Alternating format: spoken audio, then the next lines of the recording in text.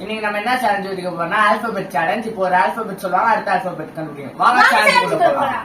H I நான் ஒரு point. S T நான் ஒரு பாயிண்ட் எடுத்துறா. P Q நான் 2 பாயிண்ட். D E நான் 2 பாயிண்ட். O P நான் 2 பாயிண்ட். 3 பாயிண்ட். X Y நான் 3.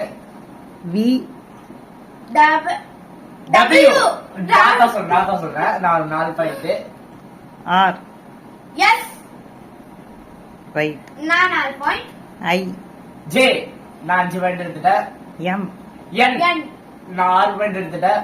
F G நான் 7 பாயிண்ட் எடுத்துட்டேன். ஜஸ்ட்ல கம்மியா இருக்கா. T Q right U தான் right U நான் 5 பாயிண்ட் எடுத்துர்க்கேன்.